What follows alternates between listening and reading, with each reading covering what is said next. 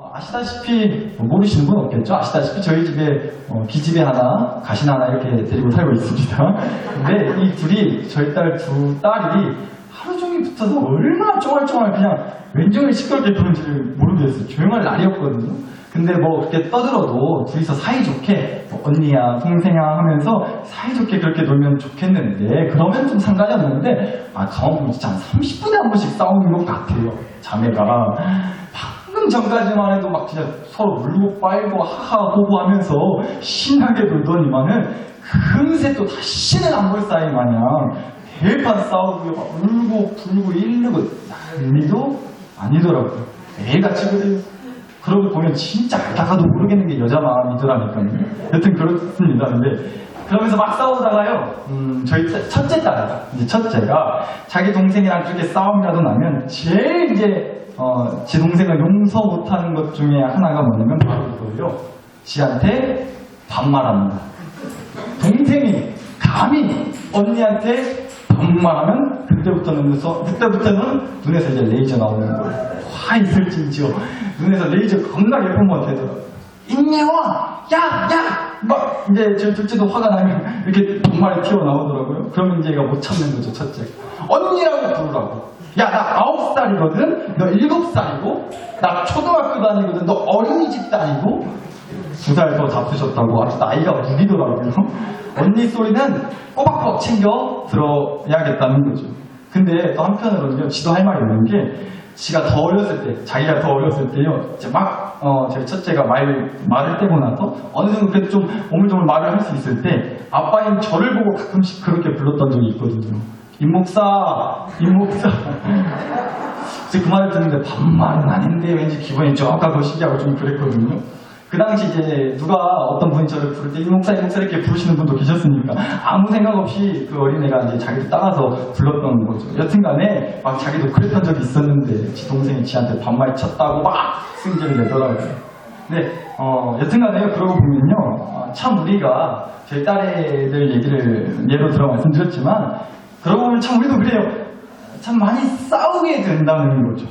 특히나 어떤 사이일수록 우리가 더 그렇게 좀 부딪히고 싸우게 돼요? 먼 사이일수록? 생판 보는 남일수록? 아니죠. 가까운 사이일수록. 그래서 특히나 누구보다 가까운 내 가족들이나 부부끼리, 부모 자식 간에, 형제끼리 막 그렇게 싸움이 생기고 부딪히게 된다는 거죠. 가까운 사이일수록 그런다라는 거예요. 혹시 그래서 한번 여쭤볼게요. 나는 부부끼리든 부모 자식끼리든 내 가족들이랑 한 번도 여태까지 살면서 한 번도 안 싸웠다 하시는 분 손.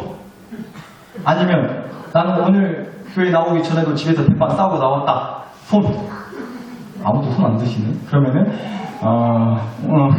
아무도 손 안 드셔가지고 좀 당황스러운데. 그럼 반대로 나는 겁나 이거 셀 수도 없을 만큼 하도 싸워가지고 셀 수도 없다고, 셀 수도 없을 만큼 싸워봤다 하시는 분들만 앉아 계세요. 저만 서 있고 다 앉아 계신 거니까 다 한 번씩은 싸워보신 분도 이렇게라도 대답을 좀 드려야겠어서 여튼간에 진짜 그렇지 않냐는 거예요. 가까운 사이일수록, 내 가족일수록, 누구보다 서로 잘 아는 사이일수록, 마을 사람들일수록 더 그래서 부딪히고 싸우게 된다라는 거죠. 근데 사실 또 어찌 안 싸우고 비길 수가 있을까도 싶어요. 가까운 사이이기 때문에 서로 너무 잘 알기 때문에 오히려 더 부딪힐 수밖에 없기도 하다는 거죠. 그래서 어떤 날은 정말로 꼴 보는 설교 제목처럼 꼴 보기 싫을 때가 있고 그냥 어떻게 해보고 싶다는 생각이, 쥐어받고 싶다는 생각이 들 때가 있기도 한 거겠죠. 오늘 뭔 얘기 하려고 그러느냐, 한편으로 생각해보니까 좀 이런 마음을 주셨어요. 관계를 맺고 있는 사이는요, 관계를 맺고 이제 나랑 이제 어떤 관계 가운데 있는 그런 사이일수록요, 그런 사람들일수록요, 반드시 오히려 그래서 더 싸우게 되는 것 같다라는 생각이었어요. 가족이라는 관계, 친구라는 관계, 마을이라는 관계, 또 우리처럼 교회라는 관계, 이런저런 관계로 얽혀있는 사이이기 때문에 그래서 서로 부딪히고 뭔가 걸쩍질만하면서 싸움이 나게 된다는 거죠.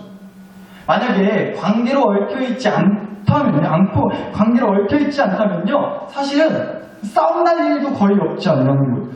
그렇잖아요. 포차군데 지나가는데 생판 모르는 그냥 처음 보는 사람이 내 앞에 지나간다고 아무 잘못한 것도 없고 그러는데 아무 이유도 없는데 머리끄댕이 잡고 멱살 붙잡고 막 그렇게 싸우시지는 않으실 거 아니에요. 그렇지는 않잖아요. 모르는 사람인 거죠. 나는 관계가 아무런 관계로 얽혀있는 사람이 아니면 싸울 일도 그러니까 없다라는 거예요. 그러니까 다시 말해서 싸움이 생긴다라는 것은 자꾸 뭔가 부딪히게 된다는 것은 뭐 아주 작은 거라 할지라도 그게 뭐 돈적으로든 뭐 어떤 일적으로든 뭔가 여튼간에 나랑 관련이 있고 관계를 맺게 된 그런 사이라면 어쩔 수 없이 그 관계 가운데서 부딪히고 싸움이 날 수밖에 없다는 겁니다. 그러니까 바꿔 말하자면 한마디로 이 얘기인 거예요. 그렇게 싸운다는 것은요, 나랑 그 사람은 어떤 관계로 얽혀있다, 관계 맺어져 있다라는 뜻을 말해준다는 거죠. 근데 그렇기 때문에 관계가 그렇기 때문에 어려운 거라고 저는 생각을 해요. 관계로 서로 얽혀있으면 싸울 수밖에 없어요. 부딪힐 수밖에 없어요. 그래서 관계라는 게 참 어렵고 힘든 숙제인 것 같다는 거죠. 항상 그 관계가 좋기만 하고 하하 호호 서로 웃음이 넘치고 화목하고 평안한 관계면 얼마나 좋겠어요. 그런데 그렇기가 쉽지 않잖아요. 석간말로다가 그렇게 어렵지 않으세요? 그 관계라는 숙제를 매일같이 해나가시는 게. 만약에 목사인 제가 오늘 같은 주일날 아침에 저희 아내랑 대판 싸우고 나왔다고 해보자고요. 오늘 같은 주일날 아침에 저희 아내랑 저랑 대판 싸우고 나왔어요. 안 싸웠어요? 예를 들어서 양쪽 쳐다보면서 눈치 보지 마시고 안 싸웠는데 만약에 싸웠다고 그렇게 예를 들면 어떠겠어요? 목사님 제가 은혜 충만하게 설교하고 예배 인도할 수 있겠네요. 어찌됐건 꼴보기 싫어도 목사랑 사모는 둘이 한 교회에 같이 나와서 예배 드려야 되지 않겠어요? 안 싸웠어요? 근데 예를 들면 여튼간에 은혜 충만하면서 기분 좋은 마음으로 이 자리에 설 수가 있겠냐는 거예요. 그러니까 목사 부부라도 싸워요. 싸울 수밖에 없다고. 부딪힐 수밖에 없다고. 왜요? 관계 맺고 있기 때문에. 부부라는 관계를 맺고 있기 때문에. 그러니까 다시 말씀드리지만 싸운다는 것은 서로 부딪힌다는 것은요. 관계 맺고 있다는 증거라는 거예요. 그래서 어려운 거라고요. 내 가족이든 내 마을 사람이든 직장 동료든 교회 식구든 누구든지 간에 다른 누군가랑 다른 사람이랑 관계를 맺고 살아간다는 것은 그래서 어려운 거야. 그래서 힘든 것 같아요. 그래서 스트레스인 거죠. 싸움이 나게 되니까 뭔가 부딪히게 되니까 뭔가 안 맞으니까 그럴 수밖에 없다는 겁니다. 그러니까 하나님이요 우리한테 참 큰다기도 어려운 숙제를 내주신 거예요. 이 관계라는 숙제. 에덴 동산 때부터 시작됐죠. 아담을 만드시고 나서 그게 끝이 아니라 하와를 만들어 주셨잖아요. 그때부터 이제 사람과 사람 간의 관계라는 게 시작된 거잖아요. 그런데 그 관계가 어떻게 돼요? 선악과 열매를 먹고 나서부터는 그냥 깨져버렸잖아요. 바로 상대방 탓하기 시작합니다. 하와가 져서 먹었다는 거예요. 아내가 시켰다는 거예요. 바로 자기 아내 탓하기 시작했다는 거죠. 그러고 보면 이 말씀 보면 볼수록 참 우리 아담 형님은 대단하신 것 같아요. 대단하셨던 것 같아요. 우리 남자 성도님들 그렇게 생각하지 않으세요? 요즘 같으면 상상도 할 수 없는 일이잖아요. 뭔 일 터졌다고 하루 됐다 그냥 아내 앞에서 아내 탓을 한다? 한 진짜 일주일은 삼시세끼 라면만 먹겠다는 각오가 아니고서는 할 수 없는 짓이잖아요. 큰일 날 소리 아니야. 밥 못 얻어먹어요 그러면. 다 내 탓이에요. 내가 죄인이라고 나를 십자가에 못 박으라고 해야 되죠. 그렇지 않으세요? 우리 여자 성도님들? 아내들이 없으시니 지금 제들이 많으셔서 그런가. 홈쇼핑 그만 보시라. 거기 선악과 열매가 너무 많아요. 그렇죠? 도함직도 하고 먹음직도 하고 여튼간에 에덴 동산 때부터 아담과 하와에서부터 하나님은 서로가 관계를 맺게 하셨고 그 관계가 깨지고 나서부터는 우리 모두에게 관계는 어려운 숙제가 돼버렸다는 겁니다. 싸우지 않고 서로 화목하게 행복하게 웃음이 가득한 그런 좋은 관계가 되도록 해야 한다는 아주 어려운 숙제가 우리에게 주어진 거예요. 그래서 여러분 오늘은요 어떻게 해야 어찌해야 그 관계라는 숙제를 잘 풀어나갈 수 있을까를 가지고 한번 생각해 봤으면 싶더라고요. 오늘부터 이제 5월달이 시작됐어요. 5월 1일인데 오늘이 5월이 시작됐고 또 5월은 가정의 달이라고 누가 만들었는지 모르겠는데 어린이날, 먼날 해가지고 참 많은 날들이 있어요. 가정과 관련해서. 또 우리 교회도 이제 다음 주일은 어린이날, 어버이날을 기념해가지고 가족사랑 주일이라는 이름으로 또 함께 예배를 드리려고 하는데 그래서 더 한번 생각해보고 싶다고요. 어떻게 해야, 어찌해야 내 가족을 비롯해서, 내 가족을 포함해서 그 관계라는 숙제를 우리가 잘 풀어나갈 수 있는지를, 그래서 한번 주신 말씀을 가지고 좀 생각해봤으면 싶다는 겁니다. 근데 여러분, 말씀을 듣고 묵상하고 또 기도하고 고민하는 가운데 아무리 생각해봐도요, 답은 이것뿐이다라는 마음을 주시더라고요. 서로 사랑하고, 이해하고, 용서하고. 늘상 듣던 그 말들. 물론 맞는 말이고 중요하고 좋은 말이죠. 당연히 또 그래야 돼요. 그러라고 하시고. 근데 사실 그게 좀 말처럼 쉽지는 않잖아요. 그게 잘 되세요? 그런 말들이야 뭐 수없이 많이 들었고 뭐 모르는 얘기 아니고 처음 듣는 얘기 아니고 하는데 그 말을 또 듣는다고 해서 사랑하고 이해하고 품어주고 용서하라고 해서 그게 솔직히 여러분 마음에 와 닿으시겠냐고요. 저도 솔직히 안 그럴 것 같아요. 그럼 대체 왜 그럴까? 생각해보니까요, 꼴배기 싫은 그 인간을 보고서 어떻게 사랑을 할 수 있고 이해하고 용서할 수가 있을까 싶었어요. 꼴배기 싫어 죽겠는데, 보는 것도 괴로운데, 보는 것만으로도 싫은데, 그렇지 않으세요? 우리 엄마 성도님들, 자식들 보시면 요새 우리 학생들 이제 시험기간 끝난 친구도 많고 아직 시험기간 중인 친구들도 있는데 늘상 이런 장면을 하지 않으세요? 엄마가 뭐 많은 거 말하더냐고.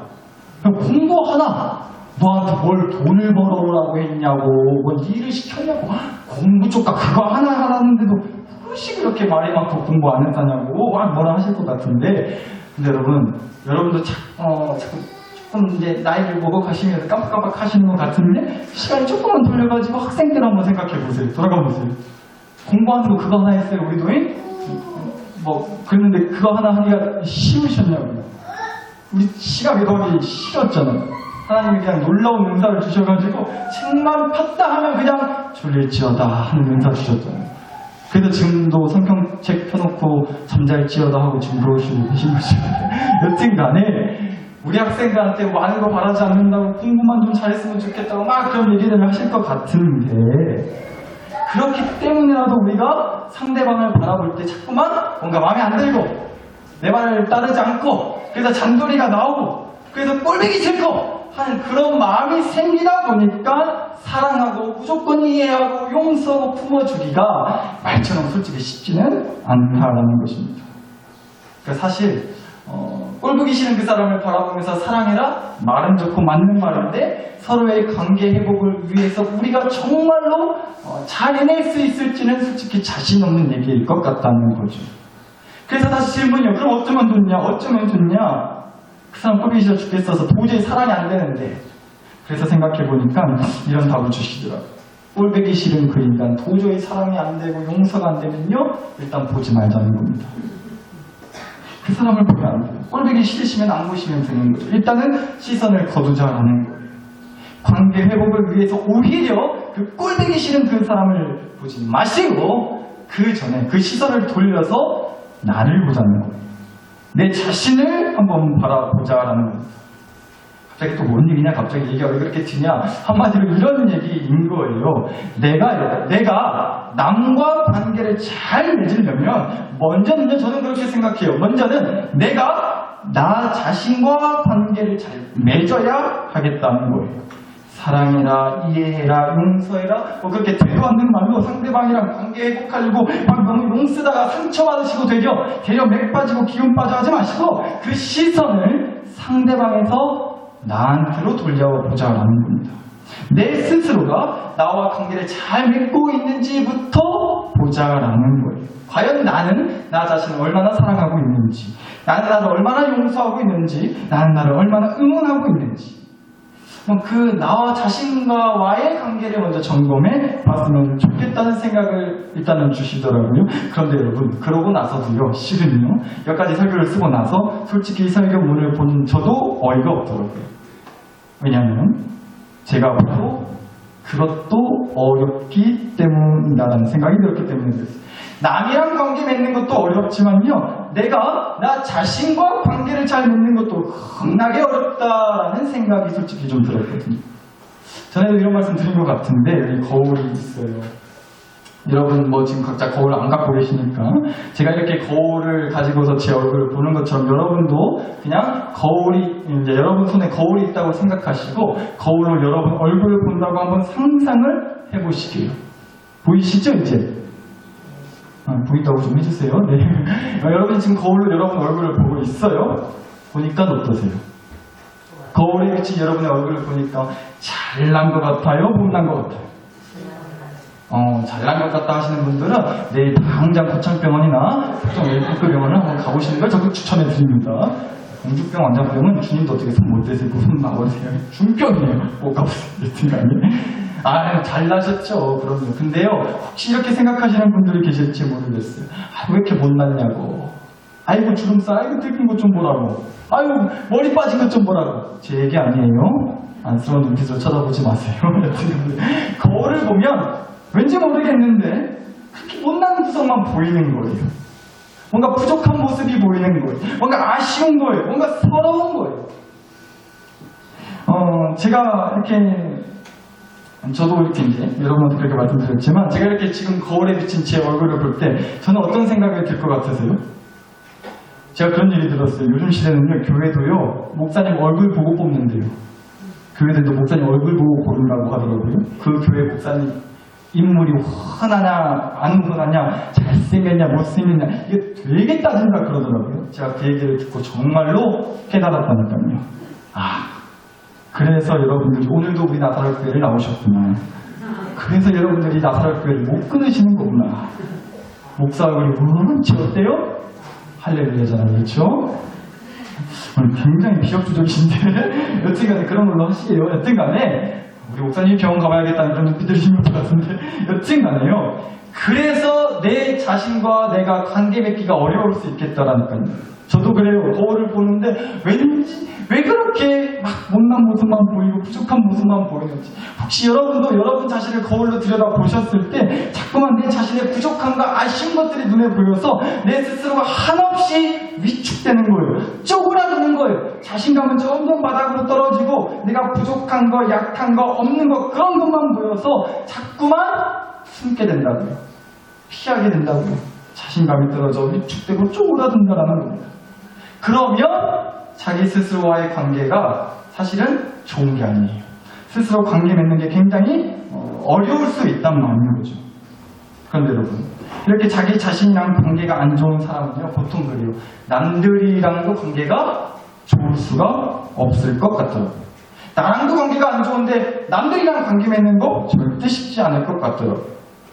그래서 말씀드리려고 하는 거예요. 진짜 정답, 진짜 해답. 정말로 관계가 좋아지는 방법. 꼴보기 싫은 그 인간이랑 어거지로 그냥 관계 좋아지려고 하는 거 절대 쉽지 않다니까요. 그러다가 되려 나만 상처받고 나만 백 빠지고 튕겨져 나와요. 그러니까 먼저는 내가 내 자신과 관계가 좋은가 보자 했더니 그마저도 쉽지 않아요. 그래서 어쩌라는 거냐? 그 관계 회복의 진짜 정답과 해답은요.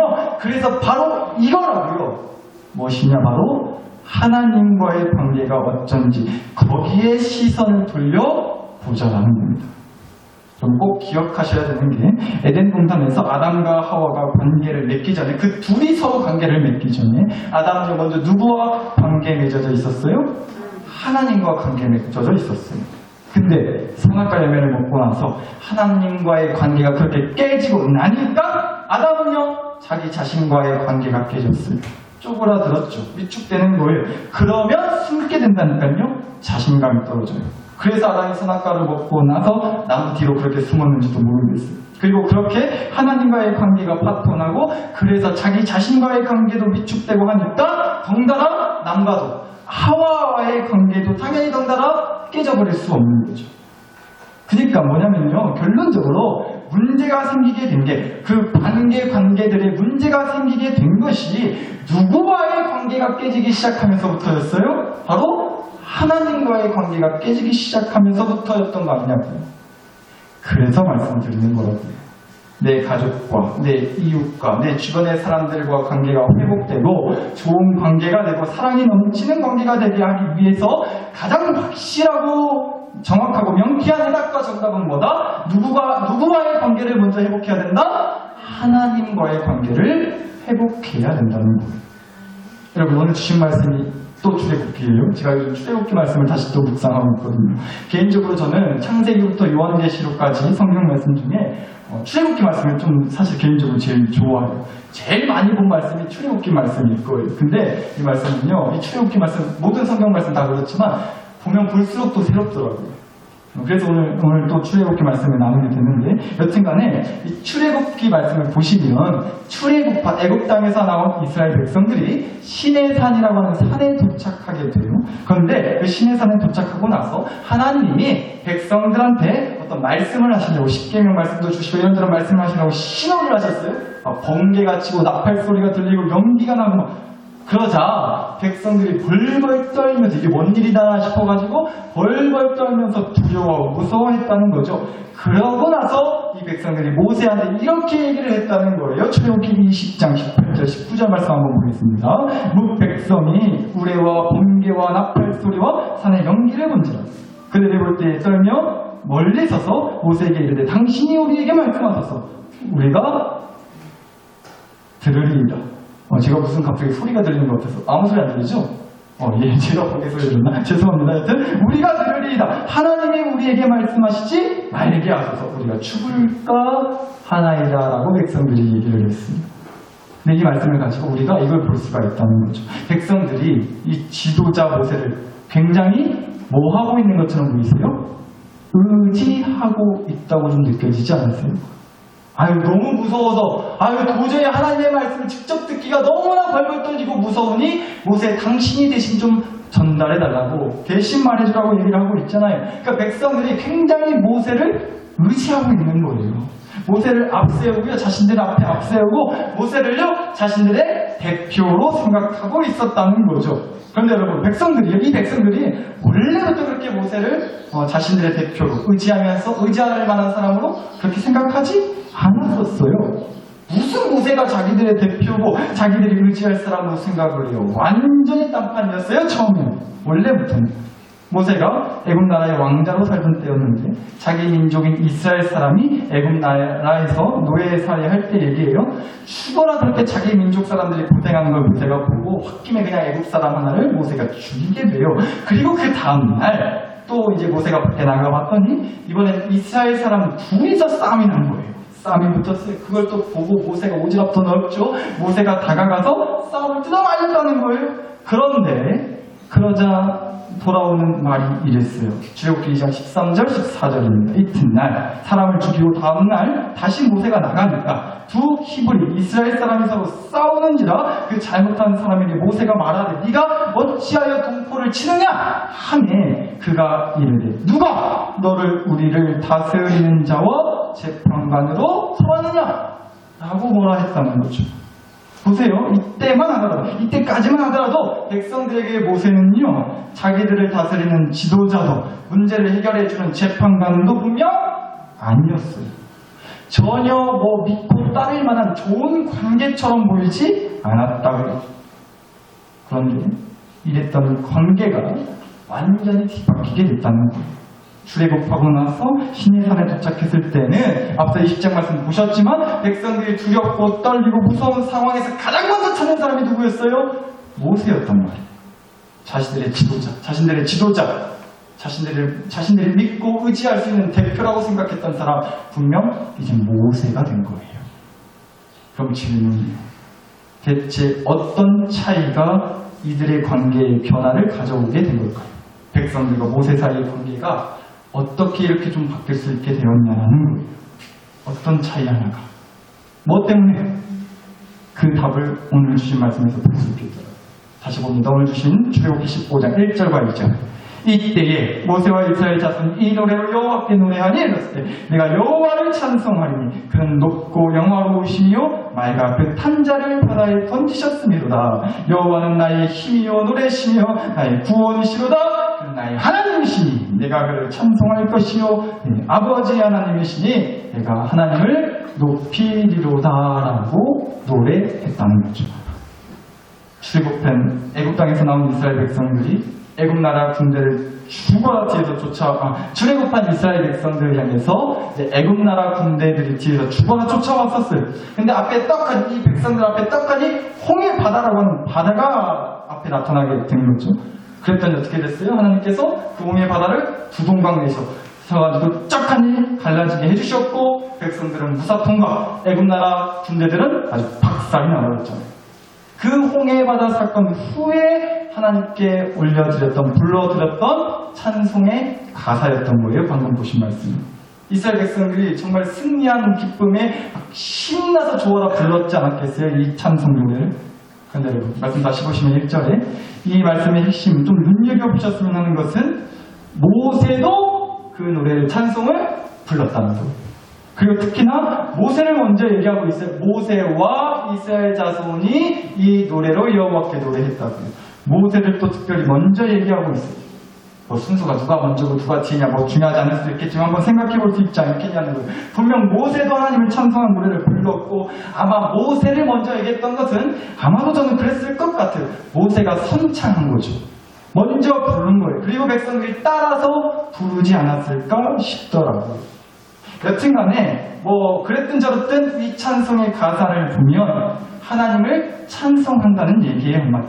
그리고 그 이유가 뭐냐? 여호와 하나님이 나의 힘이고 후원이시기 때문이라는 거죠. 그러니까 여러분 이 말씀을 통해서 우리가 좀 이런 생각을 해볼 수 있지 않겠냐라는 겁니다. 모세는요 늘 이랬던 거예요. 문제가 앞에 떡하니 있어서 문제가 뒤에서 죽어라 쫓아오면 자기와 관계된 사람들이 벌벌 떨고 있으면 나 정신사나 죽었으니 좀 조용히 좀 하고 한번 보자고 우리 하나님이 어떻게 하시나 이거 하나님이 하신다고 이거 하나님이 하셔야 된다고 하나님 살아계시다고 하나님 진짜라고 그 하나님 믿고 한번 기다려보자고 모세는요 그렇게 늘 하나님을 얘기한 거예요. 하나님을 찬송한 거죠. 먼저 앞서 하나님을 찬송한 노래를 불렀던 사람이 모세였던 거예요. 그러니까 다시 말하면 뭐겠어요? 내가 다 이럴 줄 알고 이런 일 터질 줄 알고 다 준비해놨다고 나만 믿고 따라오면 된다고 그렇게 자기 얘기를 일절은 안 한다? 안 한다는 거예요. 자기를 드러내지 않았다라는 거죠. 오직 자기 자신과 하나님과의 관계만을 생각하고 하나님을 드러냈다는 거예요. 하나님을 노래했다는 거예요. 하나님을 높였다라는 것입니다. 하나님이 하신 거라고. 하나님이 하신 거예요. 그래서 모세는요 홍해바다 사건 후에 부른 그 찬송에서 먼저 선창했을 거예요. 내가 한 게 아니라 나와 관계 맺어주신 우리와 관계 맺어주신 하나님이 하신 거라고. 하나님을 찬송하자고 하나님이 우리의 힘이요 구원이시다고 라고 그렇게 많은 이스라엘 백성들 앞에서 자신과 관계 맺게 된 이스라엘 백성들 앞에서 먼저는 하나님과의 관계를 드러낸 거 아니겠냐. 그리고 모세는 어떤 신분이었어요? 원래 앞서 말씀드렸지만 사람을 죽인 살인자였어요. 사람들이 그렇게 환영했던 사람이 아니었어요. 당신이 우리 재판관이냐고 우리 다스리는 사람이냐고 그렇게 사람들과의 관계도 그래서 어쩌면 자신감도 떨어지고 도망자 살인자 신분에 한없이 자기 자신과의 관계도 나빠져서 이제 나이 80 먹은 할아버지 돼가지고 자기 자신의 초라함과 그 늙음에 위축돼서 어쩌면 자기 자신과의 스스로와의 관계도 좋지 않았을 것 같은 그 모세였는데 그렇게 남들과도 자기 자신과도 관계가 깨지고 무너져 버렸던 모세였는데 그랬던 모세가 하나님과 관계 맺기 시작하더니 자신감을 얻게 되고요. 많은 사람들을 이끄는 지도자로 세움받은 자기 자신과의 관계에 힘을 얻게 되고요. 그 덕에 백성들과의 관계도 달라지게 되고요. 그러다 보니 시내산에 와서는 사람들이 의지하는 백성들이 의지하는 관계로까지 그 관계가 회복되고 발전할 수 있게 되었다라는 것입니다. 그 시작은 그 모든 관계 회복의 시작 그러니까 누구와의 관계가 돈독해지면서부터 시작된 거였어요? 바로 그렇죠. 하나님 아버지와의 관계가 온전하고 돈독해지고 그 관계가 짱짱해지기 시작하면서부터 자기 자신과의 관계도 다른 사람들과의 관계도 회복되고 좋아질 수 있었던 것은 아니겠냐라는 말씀을 드리고 싶었던 거예요. 사랑하는 나사렛교회 식구 여러분, 그래서 한번 여쭤보고 싶었어요. 5월은 가정의 달이래요. 어린이날, 어버이날 돌아와요. 근데 여러분, 한번 질문해 볼게요. 우리는 얼마나 내 가족들한테 하나님과의 관계에 대한 얘기를 해줬었죠? 얼마나 내 자녀들한테, 내 가족들한테, 내 주변에 하나님 얘기를 하셨어요? 전에도 이런 말씀 드렸는데, 아까 이제 거울 얘기했잖아요. 이렇게 앞에선 저도 이렇게 거울을 보고 있으면 하나씩 제 부족한 모습, 초라한 모습을 보게 된다고요. 근데 꼭 기억하시자니까요. 이 거울 뒤에 비춰주는, 제가 이렇게 서 계신 하나님. 나와 관계 맺어주고 계신 하나님. 그 거울에 비치는 하나님과의 관계를 꼭 기억하실 수 있었으면 좋겠다는 거예요. 그렇게 먼저는 내가 하나님과의 관계가 바로 서 있어야 돼요. 하나님과의 관계가 돈독한 채로 있어야 돼요. 그래야 나 자신과의 관계도, 그래야 내 가족들, 내 주변과의 관계도 회복되고 발전할 수 있거든요. 제가 저희 딸의 학교 데려다주고 왔다 갔다 하면서 저희 딸이랑 이제 같이 차를 타고 왔다 갔다 할 때가 많은데, 이제 차에서 다른 많은 목사님들의 설교를 간혹 자주 듣곤 하거든요. 그래서 저희 딸도 덩달아 아빠 따라서 차 안에서 어쩔 수 없이 그 목사님의 설교를 듣게 돼요. 근데 제가 좀 자주 듣는 젊은 목사님, 다 젊으신데 간에 좀 제 나이 또래의 이제 목사님이 계신데, 그 목사님의 설교를 좀 자주 듣곤 해요. 근데 그 목사님이 한 1시간 넘게 그렇게 설교를 꼭 하시거든요. 여러분도 그거 원하시잖아요. 근데 제가 그렇게는 안 하고, 여튼간에 그 1시간 넘는 설교를 온 힘을 쏟아서 하시다가 꼭 설교 끝나기 한 5분 전쯤 되면 그때부터 눈물을 흘리시면서 정말 열정적으로 감격하시면서 그렇게 설교를 하시는 편이거든요. 근데 그 모습을 이제 영상과 함께, 소리와 함께 저희 딸도 이제 많이 덩달아 듣게 되는 거죠. 그러면서 제가 저희 딸한테 이렇게 물어볼 때가 있어요. 예원아, 이 목사님 설교 어때? 그리고 아빠 설교는 어때? 감히 좀 그렇게 물어볼 때가 있거든요. 그럼 저희 딸애가 제 설교는 이렇다는 거예요. 아빠 설교는 감동이 없대요. 딸의 평가는 살벌합니다. 정확하게. 근데 여태까지 저희 딸애가 이제 초등학교 2학년, 초딩 2학년인데 별의별 말을 곧잘해요. 근데 그러면서 하는 말이 돌아오는 대답이 아빠 설교는 감동이 없어요. 그래서 제가요, 속으로 솔직히 한편으로 욱하는 마음에 아빠 설교가 왜 감동이 없어라고 말했더니요, 그런 얘기를 하는 거예요. 아빠도 이 목사님처럼 울어야지. 울어. 이렇게 얘기를 해주더라고요. 그렇게 팁을 주더라고요. 여러분, 제가 그 얘기를 듣는데, 다른 어떤 말보다도, 어떤 생각보다도 한편으로 이런 마음을 좀 주셨어요, 하나님께서. 정말로 하나님을 생각할 때 그 목사님처럼, 혹은 또 누군가처럼 하나님을 생각할 때 내 안에, 하나님을 생각할 때 내 안에 정말 멈출 수 없고 감출 수 없는 그 감격의 눈물이 흐르고 있는지, 내 안에 그 눈물이 있는지, 내 안에 과연 있기는 했는지, 다 갈라버리고 없어진 건 아닌지, 나는 그런 좀 반성의 생각, 마음을 좀 주셨거든요. 간혹가다 이런 마음 드실 것 같아요. 나 집구석에만 있어서 그냥 종수져 죽겠다고, 어디 여행 좀, 날도 좋은데 이 봄날에 어디 훌쩍 몇 박 며칠로 여행 좀 가고 싶다고, 그렇게 해서 나들이 다녀오시고 여행 갔다 오시기도 할 것 같아요. 근데 그 갔다 오시면 또 이렇게 말씀하시는 것 같더라고요. 막상 여행 갔다 돌아오면, 아이고 어디가 최고예요? 집이 최고지. 집에만 있으면 나가자고 하고, 나가면 집이 최고라 하고, 아이다가도 모르겠다니까요, 여자들의 마음은. 여튼간에 그런 말씀 혹시 하실지 모르겠어요. 근데 그 마지막 말이 어떻게 보면 정말 정답이자 명답일 수 있겠다는 생각이 들었어요. 집이 최고다. 내 집이 최고다. 나가면 고생이다. 마찬가지라는 생각 들더라니까요. 우리 하나님이 최고세요. 나가보면, 하나님 집 떠나서 나가보면 괜히 좋은 것 같아도, 뭔가 화려해 보여도 거기서 오는 기쁨과 평안은 얼마 못 가더라고요. 역시 우리 하나님이 최고시다. 역시 하나님 집에 살아야지 어디 간다고 그런 마음 든 적 없으시냐. 그러니까 먼저는 하나님과의 관계 회복, 하나님과의 관계가 돈독한, 하나님 이름 삭제에 정말 뜨거운 감동의 눈물이 내 안에 있는지, 하나님 집이 최고라는 그 기쁨이 내 안에 있는지, 하나님과의 그 관계 회복, 거기서부터 우리 시작하자는 거예요. 사랑하는 계시고요, 여러분. 우리가 내 스스로와의 관계에서, 혹은 내 가족과의 관계에서, 내 주변과의 관계에서 과연 얼마나 이 얘기를 해줬는지를 오늘 꼭 생각하고 돌아가 보셨으면 좋겠어요. 하나님 집이 최고라고, 하나님이 최고시라고, 하나님이 주는 감동의 눈물 그 기쁨이 얼마나 크고 행복한지를 내가 과연 얼마나 내 자신에게, 내 가족들에게, 나와 관계 맺은 사람들에게 얘기해 줘봤었는지 우리 그거 솔직하게 한번 따져보고 돌아가시죠. 산나설교 식구들, 정말 우리가 마음껏 하나님과의 관계를 드러내고 자랑할 수 있도록, 찬송할 수 있도록, 그래서 오늘 우리가 무엇보다도 하나님과의 관계를 회복하고 그 관계가 다시 돈독하고 짱짱해지게 해달라고 기도할 수 있으면 좋겠다는 거예요. 여러분 자신을 보실 때 한편으로 이런 마음, 부모로서 이런 마음 드실지도 모르겠어요. 내가 정말 내 자식들한테, 내 새끼들한테 하나 번듯하게 해주지 못하는 부모라서 너무 미안하고 괜히 죄인 된 것 같고 그런 마음에 속이 문드러진다고 하시는 분들 혹시 있을지 모르겠어요. 근데 바로 그때 하나님을 보시자는 거예요.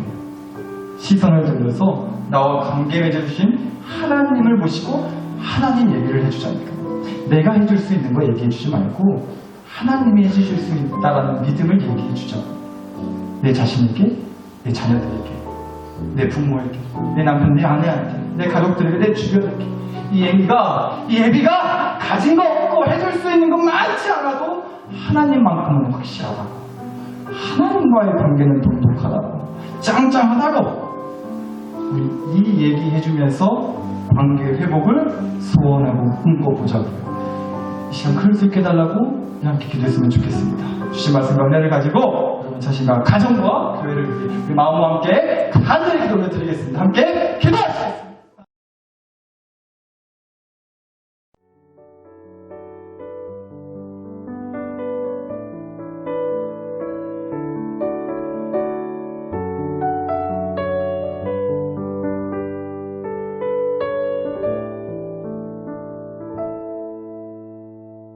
you.